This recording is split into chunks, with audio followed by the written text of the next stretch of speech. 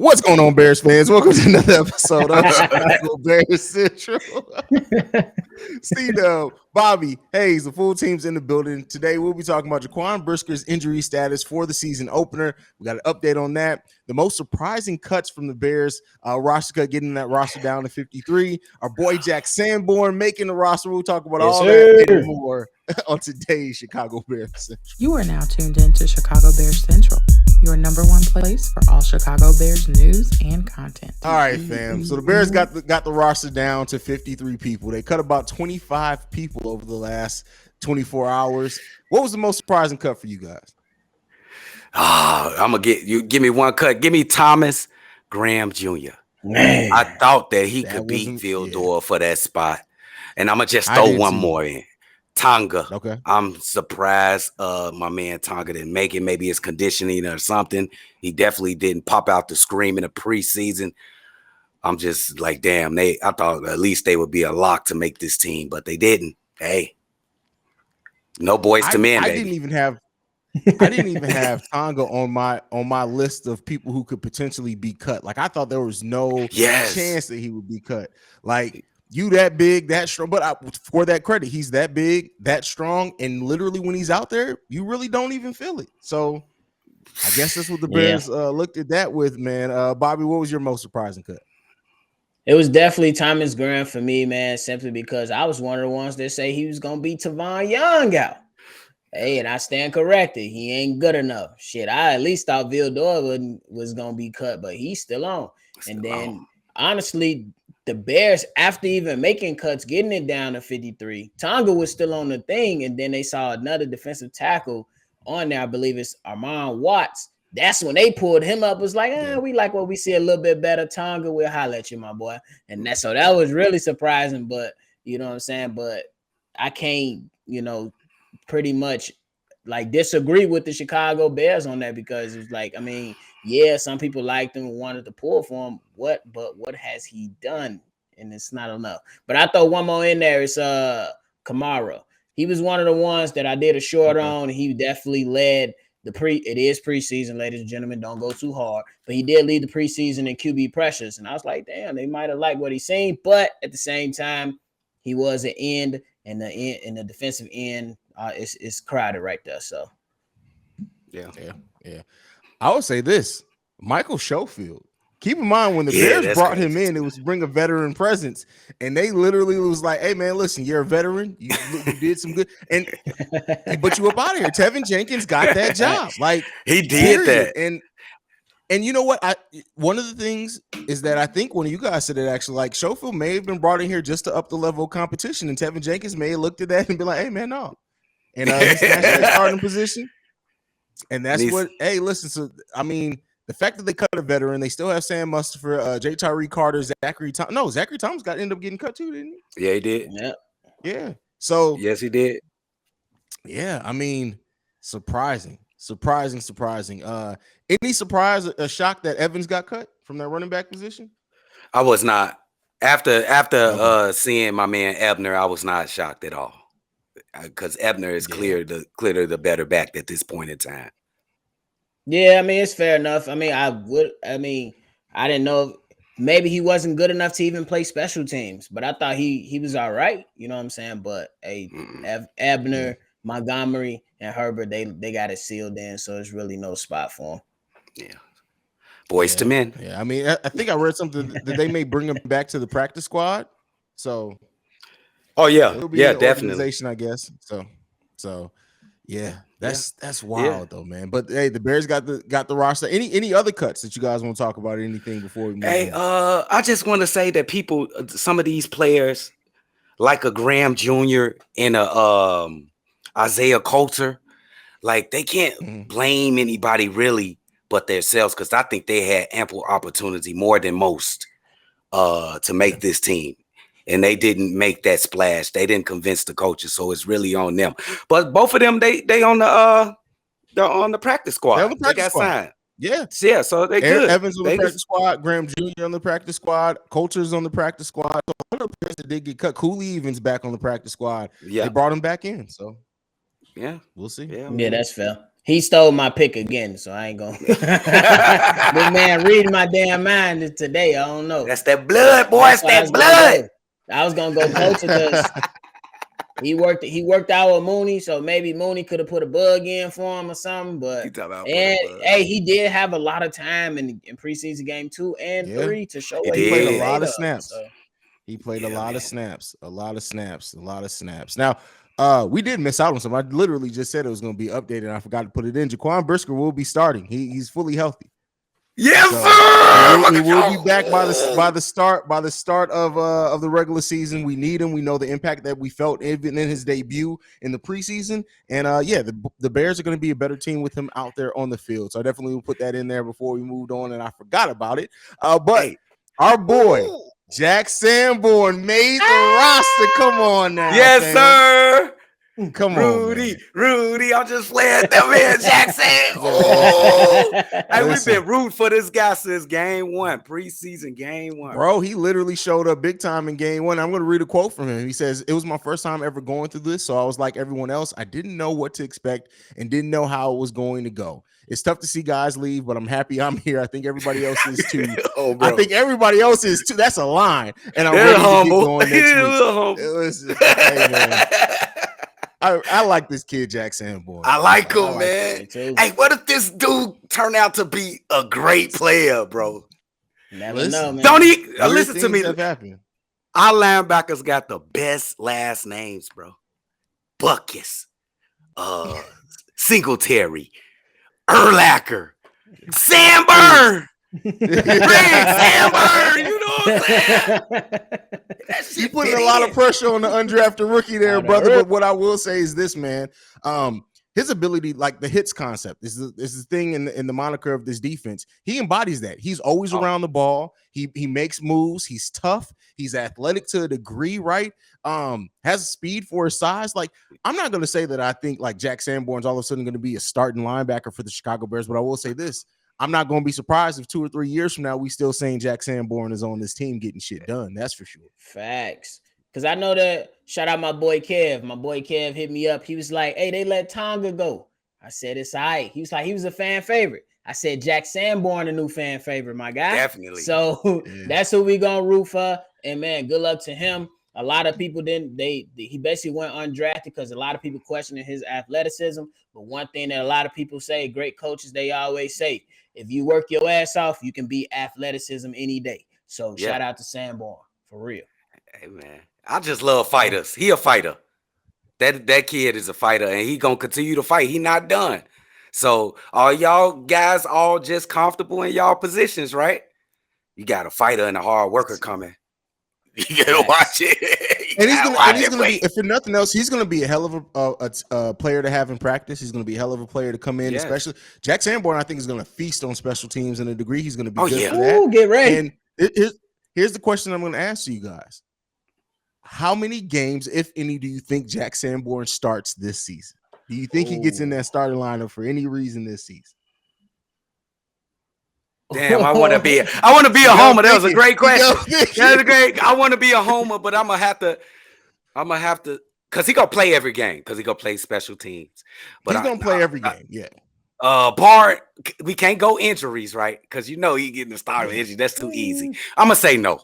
Damn, I don't want to do that to my man Jack. I'm gonna say no. Okay. Show me, Jack. Show me. Okay. I'm gonna throw a curveball in there. If my boy Roquan be on some, my hamstring hurt again. I get Sanborn one game and that's it. I'm gonna get a hometown kid one game.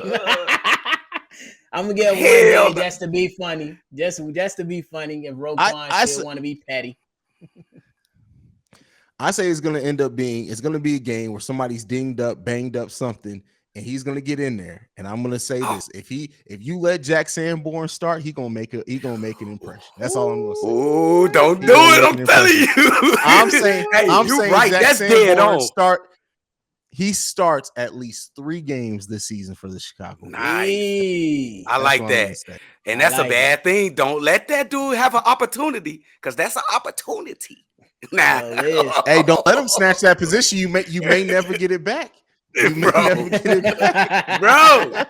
Y'all know how the NFL go.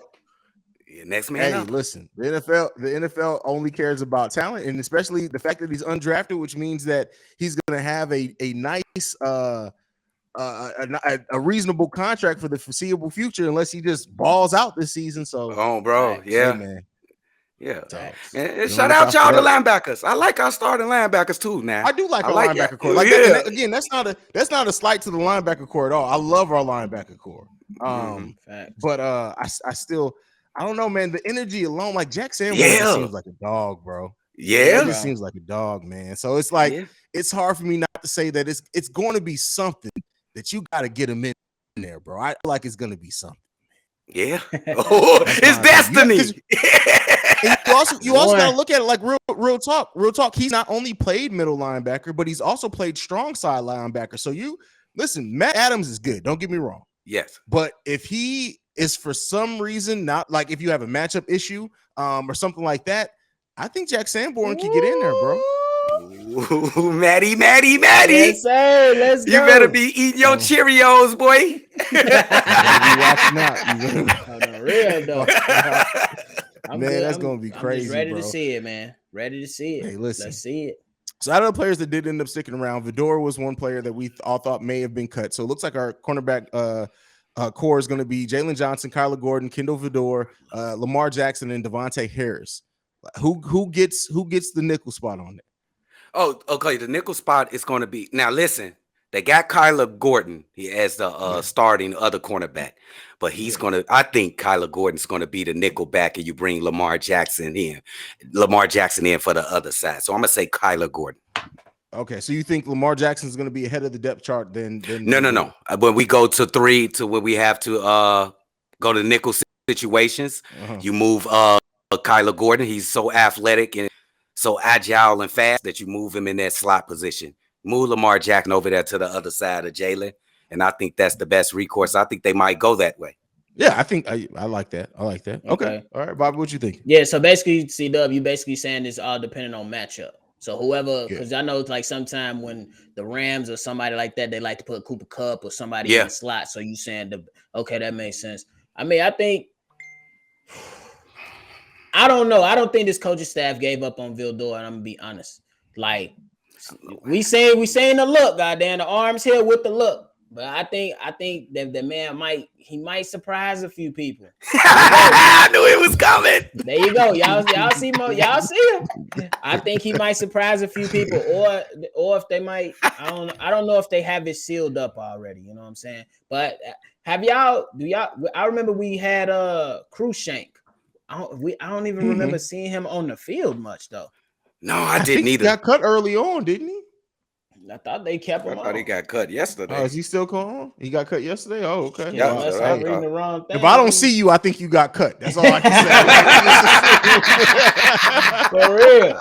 But hey, he got cut. So I mean, I'm not gonna bat an eye what C-Dubb said. I just think that I just think these coaches might have a love for Vildor. He got starting experience. They might have a little love for him.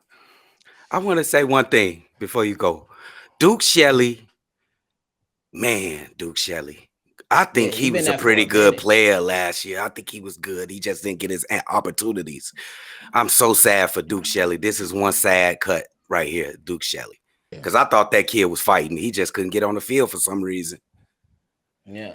I mean, another team probably pick him up. He's gonna get an opportunity in the NFL because when he has been out there, he's shown some things. So yeah. By the way, I just want to let everybody know, as soon as it goes up for order, I am ordering one of those orange Bears helmets, and I'm gonna find a way to put that motherfucker on. Look out for it. It's gonna be on somebody's shelf immediately. Oh, bro, you finna pop that boy on the wall? Yes, sir. Bro, it's got to get on the wall, bro. Y'all already know what it is. That orange helmet is a thing of beauty, bro. Did you see the hats they came out to look like it? Oh, I seen the hats. Did you see the orange hats with the blue seat? Oh, bro. I haven't seen it. I already know it's icy. You know I'm laughing. I gotta have it I'm gonna have that on week 1 for the post game. Let's go.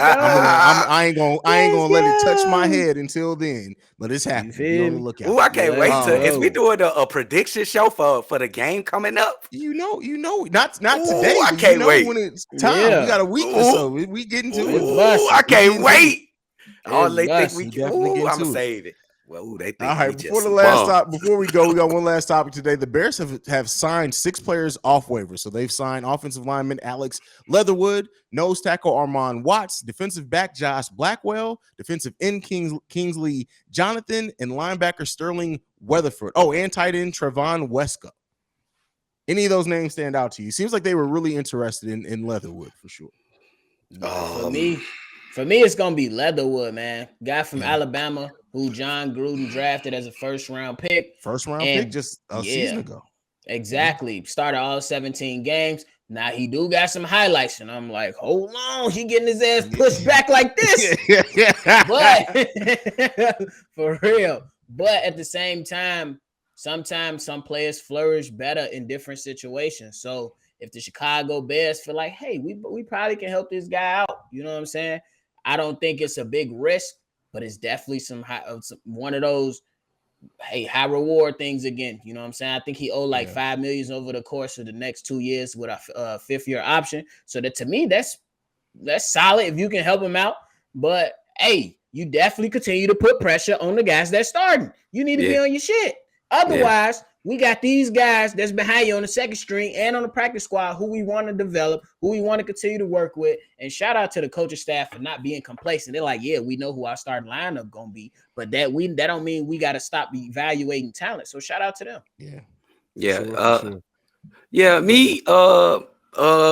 I ain't even gonna fake the funk like I know who these guys are. All I could tell you is they holding on from the cliff with one finger.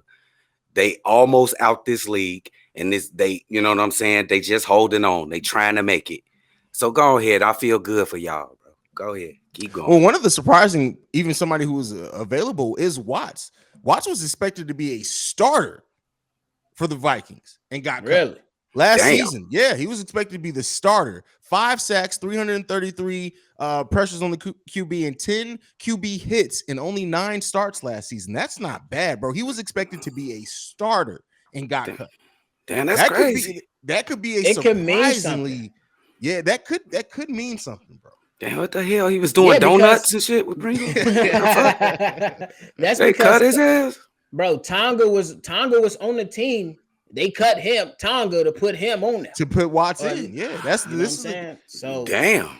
I gotta check him out. He was just cut by the Vikings like literally yesterday, and the Bears was like, oh, but we thought we made a cut. Tonga. Hey, no, man, you go ahead and go. We're gonna bring in this Watts kid. We got somebody else. Let's see what they do. Like I said, it's not eye popping anything stats like that, but you get 5 sacks and 10 QB hits and only 9 starts. That's some good numbers. That's great numbers. Yeah. Come on. So we'll see. That was one of the biggest surprising cuts in the NFL on Tuesday. So the fact that he's going to be on the Bears, I wonder if there's maybe some help. Like, because somebody to go from being projected a starter to being waived, like there has to be something. It's something happened.